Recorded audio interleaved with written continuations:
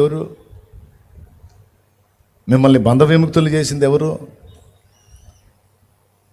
అహరోను నిన్ను యాజకుడు అని చెప్పింది ఎవరు? మిరియాము నిన్ను ప్రవక్తినిగా తీర్చిదిద్దింది ఎవరు? మీ తమ్ముడేగా.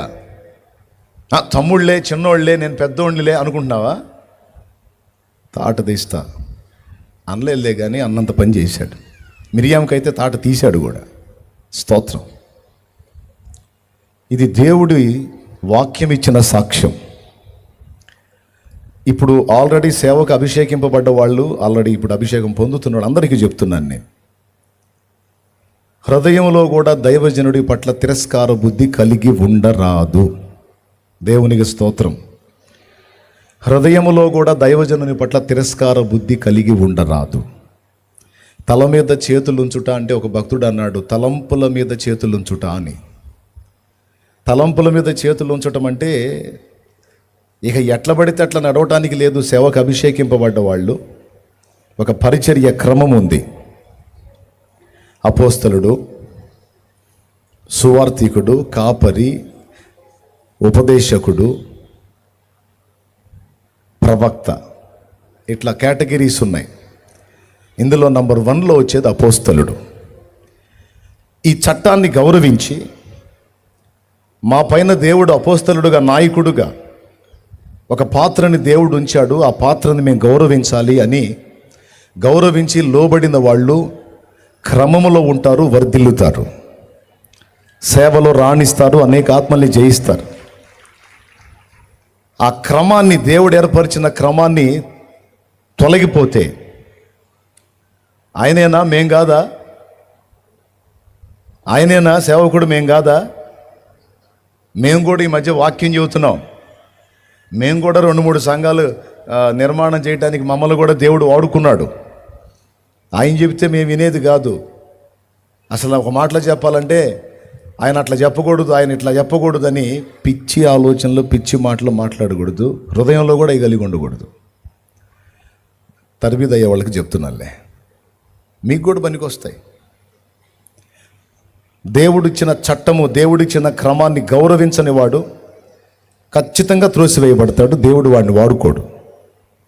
కొంతమంది బయటికి వినయం నటిస్తారు కానీ లోపల గర్వం ఉంటుంది. బయటికి వినయం నటిస్తారు కానీ లోపల గర్వం ఉంటుంది. ఒక రకమైనటువంటి తేలికపాటి అభిప్రాయం ఉంటుంది. అది విరిగిపోవాలి. అది ఎంత విరిగి విధేయత చూపితే దేవునికి, దైవజనుడికి అంత వర్ధిల్లుతారు. కాబట్టి సత్యమునకు భిన్నమైన బోధ చేయొద్దు. ఎక్కడో తెచ్చుకున్న అబద్ధ బోధలు చేయొద్దు. కనబడుతున్న ప్రతి బోధకు ఆకర్షింపబడొద్దు. మనకు ఒక పునాది ఉంది, ఒక సంఘ క్రమం ఉంది, అపోస్తలిక బోధ ఉంది. ఒక పునాది మీద మనం కట్టబడుతున్నాం కనుక ఆ క్రమమును అనుసరించి జాగ్రత్తగా వెంబడించాలి ఆత్మీయ నాయకత్వాన్ని. నేను ఉన్నంత వరకు, దేవుడు నన్ను నిలిపినంత వరకు సేవకులందరూ, విశ్వాసులందరూ నన్ను గౌరవిస్తారు, తెలుసు నాకు. నేను నాతో పాటు ఇదిగో దైవజనులు వీళ్ళు మీకు సలహా ఇస్తారు, వాళ్ళ ఆలోచనల చొప్పున మీరు పొండి అని నేను ఎవరిని చూపిస్తానో వాళ్ళని కూడా నన్ను గౌరవించినట్టే గౌరవించాలి. ఇది అందరికీ మంచిది. నన్ను ఎలా రెస్పెక్ట్ చేశారో నేను ఏర్పాటు చేసినటువంటి పాత్రలను కూడా అలానే గౌరవించాలి. కొంతమందిని పెద్దలుగా నా తర్వాత ఈ పనంతటిని నెరవేర్చడానికి కొంతమందిని నిలబెడతాను నేను దేవుని ప్రేరణతో. అలా నిలబెట్టినటువంటి సేవకులను కూడా మిగతా సేవకులు గౌరవించాలి, తృణీకరించకూడదు. నా నాయకత్వాన్ని ఎలా గౌరవించారో నేను ఏర్పాటు చేసిన పాత్రల విషయంలో కూడా అలానే గౌరవించి జాగ్రత్తగా నడుచుకోవాలి. అలా నడుచుకుంటే సంఘ క్రమం ఒక పట్టులో ఉంటుంది, క్రమంలో ఉంటుంది, వర్ధిల్లిద్ది, అంతకంతకు వర్ధిల్లి 200-300 సంఘాలు కాదు, 1000 సంఘాలుగా మారిపోద్ది. దేవుడు అలాంటి కార్యాలు చేస్తాడు. ఆమెను చెప్పారా? మీరు చెప్పారా? నాకు వినపడలేదులే. సరే చెప్పినట్టున్నారు చిన్నగా. కాబట్టి ఈ విషయాలు సువార్త ప్రకటించుట ఎందును, ప్రార్థించుట ఎందును, సేవకులను అనుసరించి నడుచుకున్నట యందును జాగ్రత్త కలిగి ఉండాలి. సాక్ష్యాన్ని ప్రాణానికి ఒక ఎత్తుగా కాపాడుకోవాలి. అబద్ధ బోధ చేయకుండా జాగ్రత్త పడాలి. సిద్ధాంతపరమైన విషయాలు అవసరమైతే అడిగి ఇంకా తెలుసుకోవాలి. క్రమంగా సంఘమును నడిపించడానికి జాగ్రత్త పడాలి. ప్రార్థనా జీవితాన్ని కోల్పోకూడదు. ప్రతిరోజు వాక్య ధ్యానాన్ని మిస్ అవ్వకూడదు. ఎందుకంటే ఇక నుంచి మీరు దైవజనులు, మందకు మాదిరి. కొంతమంది సేవకులు వాళ్ళ వేషాలు చూస్తుంటే చిరాకు పుట్టిద్ది. ఈ నొసల్ని సన్నగా దారాల్లాగా చేస్తారు పాస్ట్రమ్ములో. ఇప్పుడు విశ్వాసులు అంటే వాళ్ళకి తెలియదు, వాళ్ళు లోకంలో తిరుగుతున్నారు, వాళ్ళు కాస్త అటు ఇటు ఉంటారు. వాళ్ళని మనం క్రమంలోకి తీసుకొని రావాలి. మనమే యెజబెల్ లాగా వేషాలు వేయకూడదు కదా, యెజబెల్ సోకులు చేయకూడదు కదా. యెజబెల్ సోకులకు ప్రసిద్ధి. యెజబెల్ ఉంది బైబిల్లో, ఒక దుష్టురాలు ఉంది. ముసల్దాయి కూడా ముఖానికి మేకప్ వేసుకొని నిలబడిందంట యెహూ వస్తుంటే. చావుకు సిద్ధమైన ముసల్దాయి కూడా ముఖానికి మేకప్ వేసుకొని కుర్రదానిలా కనపడాలని ట్రై చేసిందట యెహూ వస్తుంటే. ఈ ఈ ఈ ఈ వేషాలు, ఈ చిల్లర వేషాలు, ఈ పనికిమాలిన వేషాలు సేవకులకు తగవు. అట్లంటే ఇప్పుడు మరి వాక్యం చెప్పేవాళ్ళు అట్లనే ఉన్నారు కదంటే నన్నేం చేయమంటారు? ఆ గతి పట్టింది క్రైస్తవ్యానికి. వాళ్ళు ఇష్టం వచ్చిన వేషాలు వేస్తున్నారు. ముసుగులు కూడా తీసేశారు ఈ మధ్య. నెత్తి మీద ముసుగు వేసుకొని ప్రవచించటం, ప్రార్థించటం అనేవి కూడా వదిలేశారు. ఇంకా చెప్పాలంటే ముసుగులు కూడా వేసుకొని అక్కరలేదు అని బోధిస్తున్నారు వాళ్ళే.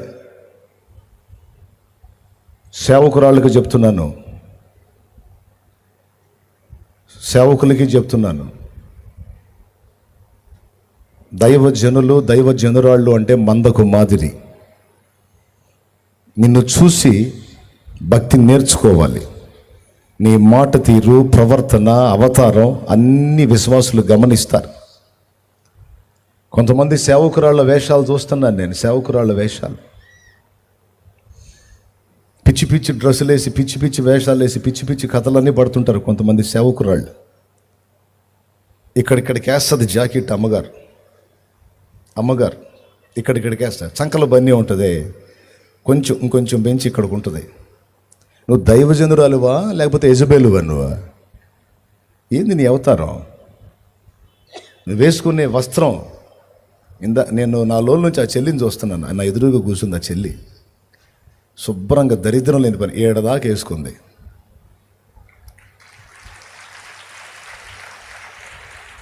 నేను ఆడదాకా వేసుకోమని చెప్పట్లా, కనీసం సిగ్గు కలిగి బతకాల. సేవకురాళ్ళు పిచ్చి పిచ్చి వేషాలు వేసి భర్తని శోధిస్తూ ఉంటారు. ఏంటి, నువ్వు సేవకుడు అయితే నీతో పాటు నేను సన్నాసుల్లో గలవాలయ్యింది. అమ్మాయి మరి నువ్వు కూడా వచ్చి మోకాళ్ళు వేసావు కదా అమ్మాయి అభిషేకం చేసేటప్పుడు. అప్పుడేదో కర్మగాళ్ళు వచ్చాలే. నాకు దరిద్రం బట్టి ఏం చేద్దాం, వచ్చిన కాడ నుంచి పొడుస్తానే ఉన్నాడు ఆయన. ఎవరు? నేను. అట్టు ఉండకూడదు అంటాడు, ఎట్టు ఉండకూడదు అంటాడు, అట్టు ఉండకూడదు అంటాడు, ఎట్టు ఉండకూడదు అంటాడు. ఎట్టు ఉండాలి మరి? మళ్ళీ నేను కనపడను. వందనాలు అన్నయ్య నేను కనపడితే నేను అవతలో బాగానే ఈయన ముందు నిలబడాలంటే భయం పడుతుందే. తేడాగా నిలబడ్డా కూడా ఎగతాళి చేస్తాడు. నువ్వేం సేవకురాలు అంటాడు. పొరపాటును పొందానబ్బా, అనుకునే రకాలు లేకపోలేదు. దైవ సేవ అనేది ఈ ప్రపంచంలో ఉన్న పదవులన్నిటికీ మించిన పదవి. కొడితే గట్టిగా ఏందనుకున్నా దైవ సేవ అంటే. దేశాన్ని వెళ్ళే రాజులుంటే ఆ రాజులు సేవకుల దగ్గర వచ్చి సాష్టాంగపడతారు. భూరాజులు నీ పాదముల యొద్ద సాగిలపడుదురని చెప్పాడు ఆయన. రాజు వచ్చి నీ ముందు సాగిల పడుతున్నాడంటే ఏ స్థానమో తెలుసా? దేవుడు కనబడాడు గనక దైవ ప్రతినిధిగా నిన్ను గౌరవించి ఆ కనబడని దేవుణ్ణి నీలో చూస్తున్నానయ్యా అని వచ్చి నీ పాదాలు పట్టుకోబోతారు, నీకు వందనాలు చెప్తారు. నువ్వు చేయి తీసి నెత్తి మీద పెడితే ఆనందంగా నెత్తి మీద, అయ్యా నీ చేయి నా నెత్తి మీద పెట్టి, ఎందుకు దేవుడి హస్తం లాగా గౌరవిస్తారు. అమ్మాయి వింటున్నావా? అమ్మాయి వింటున్నావా? సేవకురాలా, సేవకుడా వినండి. పిచ్చి పిచ్చి వేషాలు వేసి, దరిద్రపు వేషాలు వేసి, పనికిమాలిన వేషాలు వేసి, విశ్వాసులకు మాదిరిగా ఉండాల్సింది దరిద్రపు కొట్టు అవతారాలతో తిరిగి చండాలం చేసుకొని, సాక్ష్యాలు పాడు చేసుకొని, మందని కూడా చెడగొట్టేటువంటి వేషాలు వేసి పాడు చేసుకోవద్దు. వస్త్రం కట్టిన, మాట్లాడిన, ప్రవర్తించిన, ముఖాన్ని సిద్ధపరచుకున్న, శుభ్రంగా ఉండటం తప్పు కాదు, కానీ అందంగా కనబడాలని వ్యామోహంతో పిచ్చి పిచ్చి వేషాలు వేస్తారు చూడు, అది తప్పు. దైవభక్తి గలవారమని చెప్పుకొని స్త్రీలకు తగినట్టుగా సక్రియల చేత మిమ్మల్ని మీరు అలంకరించుకోండి అని తిమోతికి రాసిన మొదటి పత్రిక 2వ అధ్యాయము 9వ వచనంలో రాస్తుంది. పరిశుద్ధ స్త్రీలకు తగినట్టుగా మీరు జీవించాలని పేతురు రాసిన మొదటి పత్రిక 3వ అధ్యాయం 1వ వచనం నుంచి చదివితే ఉంది. కాబట్టి దైవ సేవ చేసేటువంటి స్త్రీలకి, పురుషులకి, అందరికీ ప్రేమతో చెప్తున్నాను, మీ వేష భాషలు, వ్యవహారాలు అన్నీ కూడా మీకు అప్పగింపబడే మంద చూస్తారు గనుక వారి ఎదుట మీ ప్రవర్తన జాగ్రత్తగా కాపాడుకోవాలి. ఇది ఒకటి. కొంతమంది పాస్టర్లు ఉంటారు. ఈ సేవకురాళ్ళలాగా ఉండరు, వీళ్ళు యజమానుల్లాగా ఉంటారు. అర్థమైందా? ఓనర్ గారు, ఓనరమ్మ గారు, విశ్వాసులేం బానిసలు. ఇక దైవజనుడు ఎలా ఉంటారంటే శాసనకర్తల్లాగా ఉంటారు. దేవుని వాక్యం ఏం చెబుతుందంటే, మనుష్య కుమారుడు పరిచారము చేయించుకున్నటకు రాలేదు కానీ పరిచారము చేయుటకు వచ్చాడు అని చెప్పాడు. అంతటి వాడే దేవుడే, ఆ మహానుభావుడే శిష్యులను కూర్చోబెట్టి వాళ్ళ కాళ్ళు గడిగి తుడిశాడు. దాని అర్థం ఏంటో తెలుసా? అమ్మా పాస్టరమ్మ విను, పాస్టరమ్మ నేను కష్టపడుతుంటే కనీసం అంట్లు తోమటానికి రారేంది, మీరు విశ్వాసులా పిశాసులా అనకూడదు. నీకేం మాయరోగం, తోముకో అంట్లు. నీకేం మాయరోగం, మీ ఆయన బట్టలు, ఇంకొకళ్ళ బట్టలు వాళ్ళు ఎందుకు ఉతకాలి, విశ్వాసులు ఎందుకు ఉతకాలి, ఉతుకు. నీ చేతులు బాగానే ఉన్నాయిగా, మాయరోగం రాలేదుగా. మాయరోగం వచ్చినప్పుడు ఏదో చూసి విశ్వాసులు జాలిపడి చేస్తారు. అట్టకాదు, నేను పాస్టమ్మని. ఎవరిని నేను కుర్చీళ్ళు ఇలా పట్టుకొని ఇలా తిరుగుతూ ఉంటాను. మీరేం చేయాలో తెలుసా?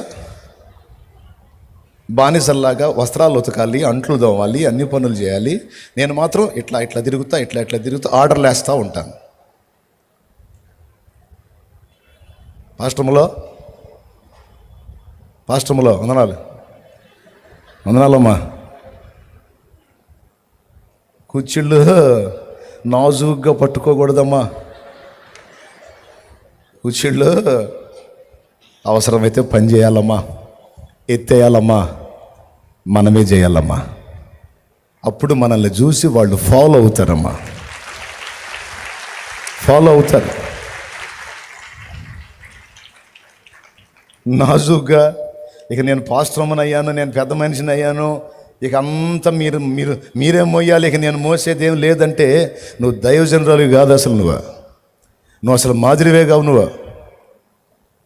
మాదిరి అంటే సేవకురాలు అంటే అర్థమే అది, సేవ చేసేది అని. సేవకుడు అంటే సేవ చేసేవాడు. ఎంతకైనా తగ్గించుకొని సేవ చేయాలి దైవజనురాలు. ఒకవేళ ఆత్మీయ బిడ్డలు ప్రేమతో నువ్వు పని చేసుకుని అక్క నేను కూడా చేస్తాను అక్క అంటే, సరే నీ ఇష్టం అమ్మా అనొచ్చు, తప్పులేదు. ఆమె ఇష్టపడితే. అంతేగాని వాళ్ళ మీద పెత్తనం చేయకూడదు.